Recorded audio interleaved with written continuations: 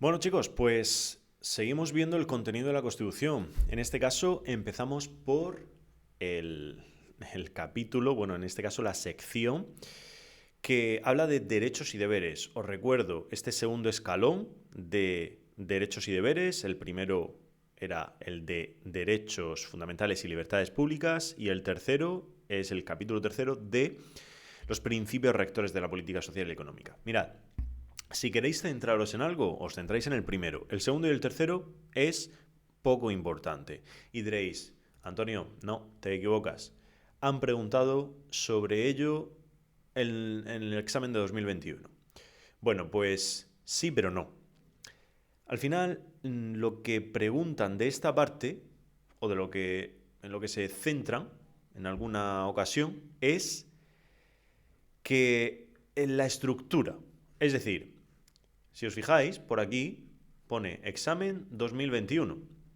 Vale, pero nos preguntaron por el derecho a la propiedad privada y a la herencia, pero en concreto por si se encontraba en la primera parte que os estoy comentando, la sección primera del capítulo segundo, del título primero, o en la parte de derechos y deberes o en los principios rectores. Eso es lo que nos preguntaron. No por el contenido en sí, como sí que nos pueden preguntar en la primera parte. No obstante, oye que sí, que nos pueden preguntar por toda esta parte, pero es que no se suele hacer y es menos importante. Por tanto, yo aquí ya me quitaría de estudiarme así, por lo menos, oye, me voy a plantear qué me tengo que estudiar de cara a saberme bien el contenido que suelen preguntar. Pues me quito desde el artículo 30 hasta los principios rectores hasta el artículo 52. Un montón de artículos, ¿vale? Entonces, bueno, vamos a verlos un poquito por encima, las cosas que nos pueden preguntar y demás, pero los vamos a pasar rápido, ¿vale? Porque esta máster está orientada a eso.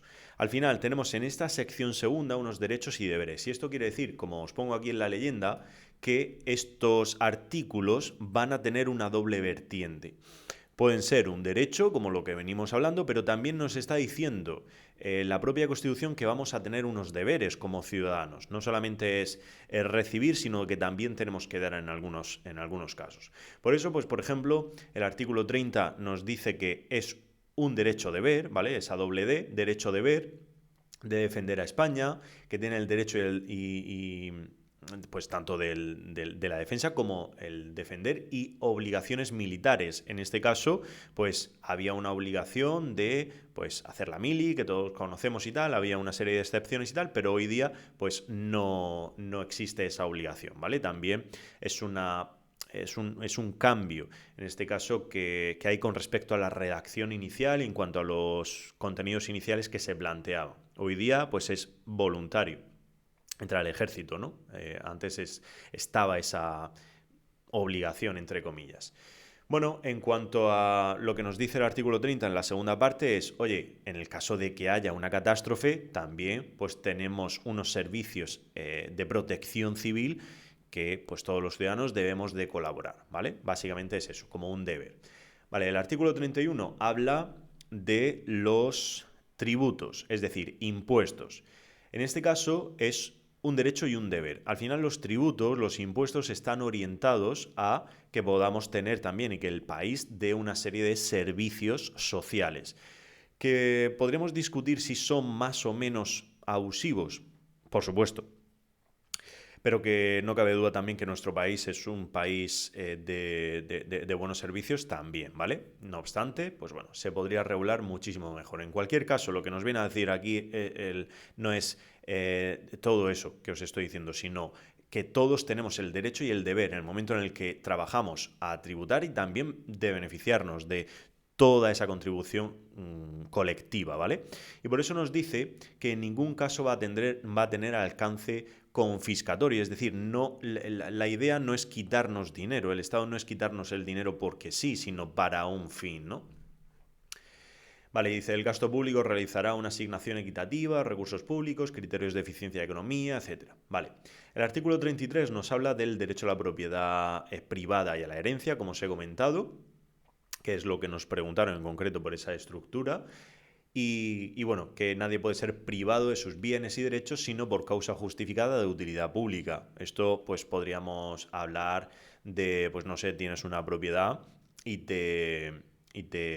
bueno, una propiedad como estamos hablando de un inmueble, y se quiere hacer pues una vía, una carretera, pues te pueden expropiar, ¿vale? Ese tipo bueno, de situaciones que se pueden dar, ¿vale? Si yo tengo una propiedad, pero el Estado necesita o la administración necesita, pues hacer uso de ese terreno, por lo que sea, ¿vale? Pues en este caso sería.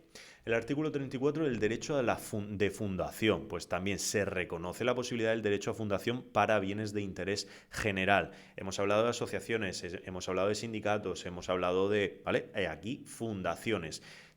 También una de las preguntas que pueden hacerse es lo relativo a los sindicatos o a la sindicación, el derecho a sindicarse o el derecho a fundar a asociaciones. Está regulado en la primera parte, pero en cuanto a fundaciones está regulado en esta segunda. También puede ser una posible pregunta de examen interesante.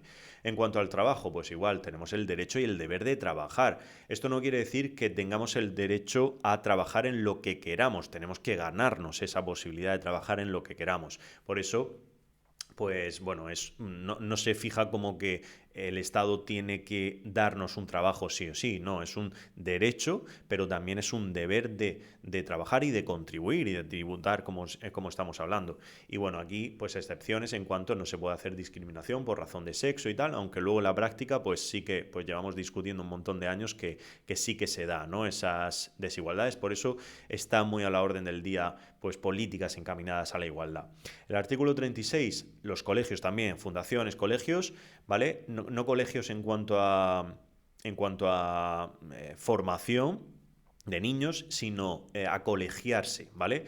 Colegiarse es en cuanto a una profesión, pues puede ser médicos, ingenieros o lo que sea, ¿no? Es como colectivo. Pues en este caso van a ser una estructura que no va a estar regulada en la propia Constitución, pero que se pueden constituir para unos fines. El artículo 37 tiene un poquito de relación con un derecho fundamental, que es el derecho a petición individual y colectiva y tal. Aquí es a la negociación colectiva. Cuidado, no lo confundáis, ¿vale? Que están en dos artículos diferentes. Y básicamente, en este caso, es una negociación de carácter laboral, en los que representantes tanto de...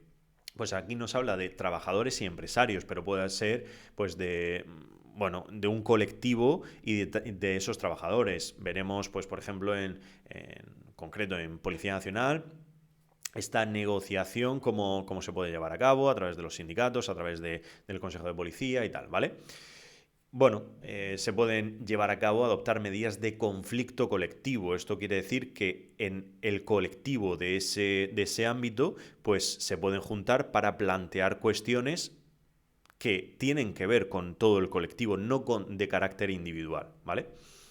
Vale, y el artículo 38 a la libertad de empresa, en cuanto a que nosotros podemos crear empresas y los poderes públicos pues tienen que facilitar, garantizar y proteger su ejercicio, ¿vale? Ahí también llevad cuidado porque, fijaos, en este artículo se reconoce, se garantiza, se protege, meten los tres, eso es importante, ¿vale? Fijaos que es súper sencillo, pero que al final pues son artículos que nos podemos ahorrar, ¿vale? El capítulo 3 habla de principios rectores de la política social y económica. Una de las principales diferencias con respecto a los anteriores artículos es que estos principios no son derechos. Es decir, el Estado y los poderes públicos no van a tener la obligación, de alguna forma, de darlos, de dar ese derecho, ni de proporcionarlos, sino que son como principios inspiradores que los poderes públicos tienen que tenerlos en cuenta para pues bueno, sus políticas que vayan orientadas a una mejor calidad de vida de los ciudadanos. Pues, por ejemplo, artículo 39, protección a la familia y a la infancia. Pues bueno, los poderes públicos van a asegurar que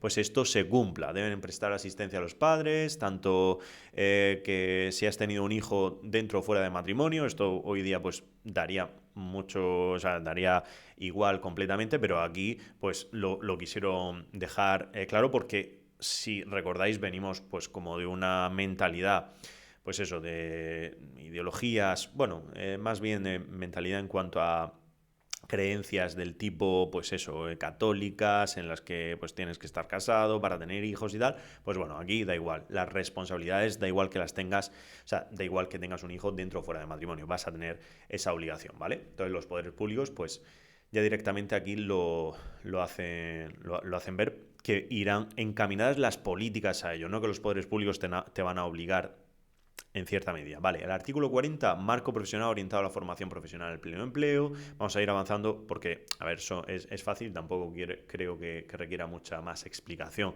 El artículo 41, lo relativo a la seguridad social, en cuanto a que, pues relacionado con esos tributos y demás, derecho al trabajo y tal, pues la seguridad social, que la seguridad social es que, pues bueno, que el Estado va a garantizar que tengamos unos servicios a nivel de salud, a nivel de educación, a nivel de seguridad, y todo eso que se recoge a través de impuestos, pues se pueda proporcionar esos servicios, ¿vale?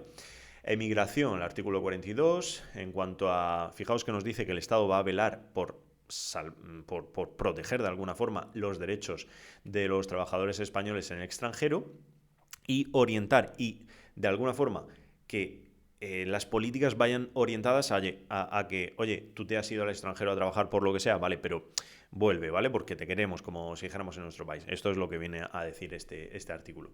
43, protección a la salud. El 44, ciencia y cultura, para promover todo lo relativo, aunque luego, pues bueno, las partidas en cuanto a la inversión en todo este tipo, pues son menores y se debería, pues, mejorar. El artículo 45, fijaos, artículo 45, 46 y 47 son relativamente importantes a nivel penal. Es decir, estos principios, lo que ocurre es que si se viola, como si dijéramos, de una forma ya grave, podríamos estar hablando incluso de delitos, ¿vale? El relativo a la protección al medio ambiente, fijaos que nos dice aquí, para quienes violen lo dispuesto en este apartado, puede haber, pues eso, castigos a nivel penal, incluso lo más grave, ¿no? Pero también administrativo. Patrimonio artístico, pues igual, van a promover y van a conservar que todo el enriquecimiento patrimonio histórico, cultural y artístico se conserve, pero igual, la ley va a penar si hay atentados contra este patrimonio. Igual, con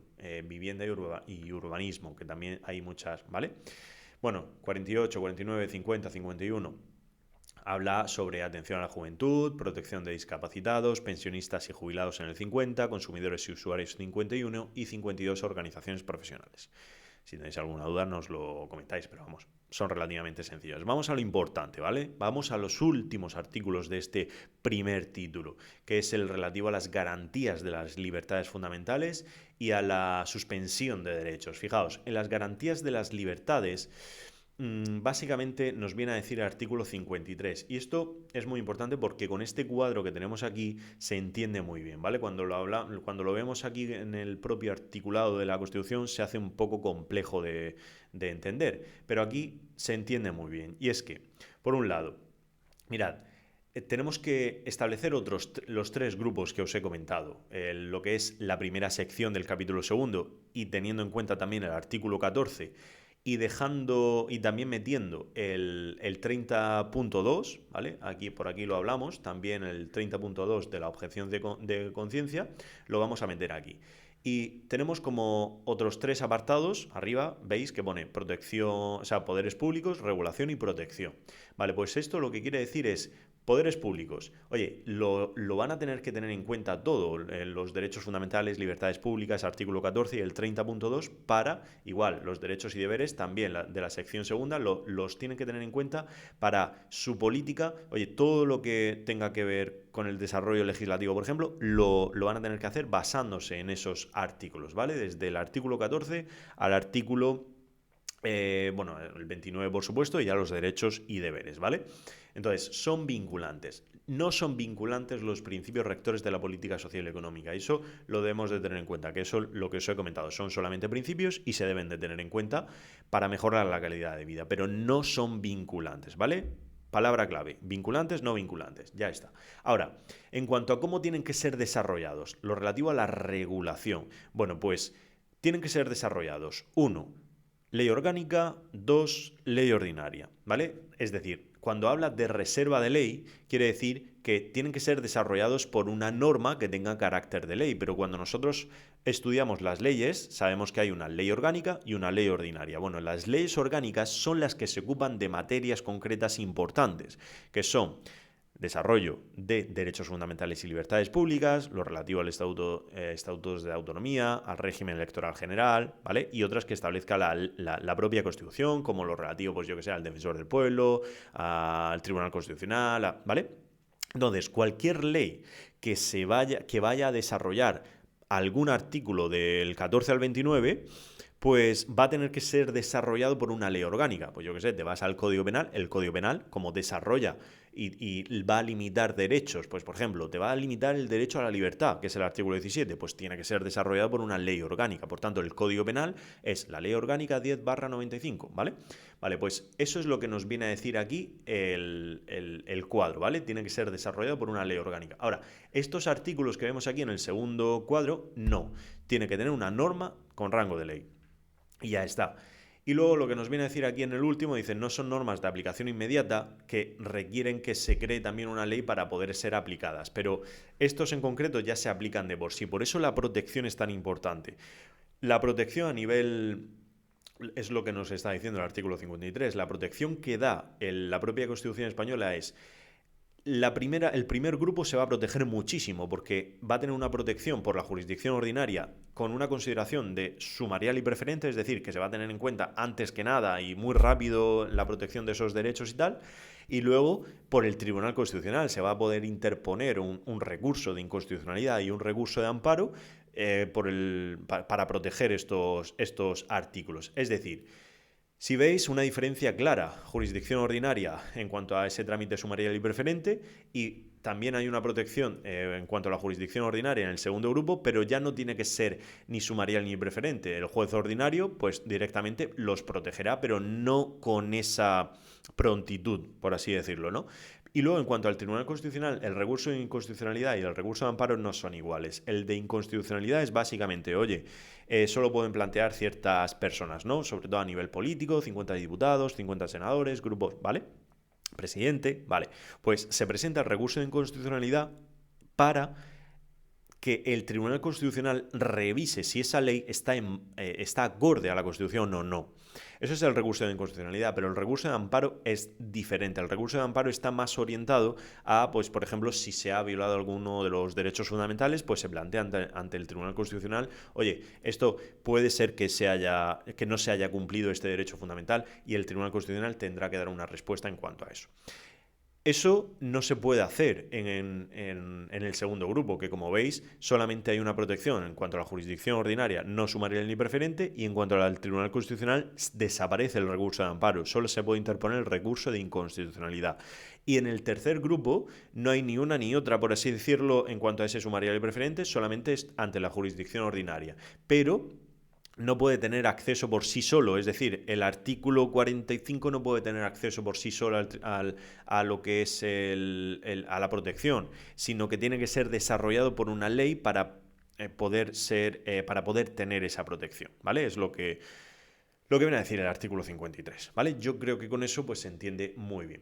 El artículo 54 nos habla del defensor del pueblo y esto lo tenemos que desarrollar por una ley orgánica, la propia del defensor del pueblo. Y mirad, aquí es muy escueto, pero es lo que nos preguntan, ¿vale? El defensor del pueblo es una figura que se va a encargar de la defensa de los derechos fundamentales, libertades públicas, y para ello va a poder controlar a la administración, al resto, a todos, ¿no? Vale, pues la institución del defensor del pueblo tiene que ser desarrollada por una ley orgánica, ¿vale? El defensor del pueblo tiene una definición y esto nos lo pueden preguntar. Dice, es el alto comisionado de las Cortes Generales designado por estas, es decir, lo eligen las Cortes, para la defensa de los derechos comprendidos en este título, es decir, derechos y deberes y tal. Dice, a cuyo efecto puede supervisar lo que haga la Administración y le tiene que dar como enviar un informe a las propias Cortes. Entonces, defensor del pueblo y Cortes están muy relacionadas porque estas son las que lo eligen y luego en la ley veremos que, bueno, básicamente en la ley orgánica del defensor del pueblo, que cómo es la forma de elección, cómo se elige, cuáles son las incompatibilidades, incluso lo relativo a los adjuntos, el adjunto primero, adjunto segundo, todo esto, ¿vale? Y ya, pues, bueno, aquí hablamos también, fijaos que metemos las causas del cese de defensor del pueblo y los adjuntos, que esto es importante, pues renuncia, expiración del plazo de su nombramiento, muerte o incapacidad sobrevenida, por negligencia o por haber sido condenado por un delito en sentencia firme y tal, ¿vale? Entonces, en los casos primero, segundo, tercero, renuncia, que pase el plazo de su nombramiento o muerte, ¿vale? O muerte, se declara la vacante y los adjuntos son los que siguen funcionando. Ahora, en el caso de incapacidad y tal, o en el caso de notoria negligencia o haber sido condenado por sentencia firme, se decide por las propias Cortes por una mayoría de 3/5. Son esos datos son los que nos tenemos que aprender, ¿vale?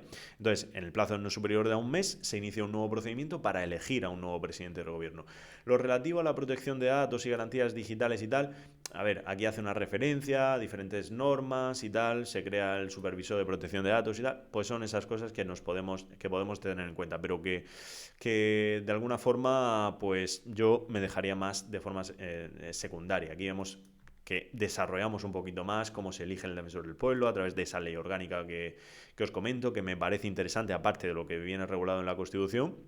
Pues eso, cómo se elige, quiénes son, fijaos, dice, los presidentes tanto de Congreso y Senado son los que acreditan de forma conjunta el nombramiento y la publicación de ese defensor del pueblo, y que no está sujeto a ningún tipo de mandato imperativo, es decir, nadie le da órdenes de cómo debe actuar, sino que actúa pues con autonomía, aunque tiene que dar parte, por así decirlo, a las Cortes Generales, ¿vale? Y en cuanto a las incompatibilidades, también nos pueden preguntar sobre ellas, sobre todo en cuanto a que, vale, va a tener una serie de incompatibilidades y que si, pues, yo qué sé, tiene un mando representativo, tiene un cargo público o lo que sea, pues tiene que renunciar a ella en un plazo de tiempo. Ese plazo de tiempo son 10 días. Y en el caso de que no renuncie, pues entiende que no acepta pues ser defensor del pueblo y ya está, no toma posesión.